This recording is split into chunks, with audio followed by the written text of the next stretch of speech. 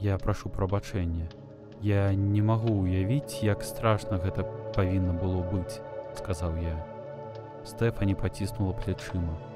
Як бы там ні было, прынамсі, мне не трэба было праводзіць час з тымі прыдуркамі, якія мяне зрабілі. Проста іхні шараговы тупы клон.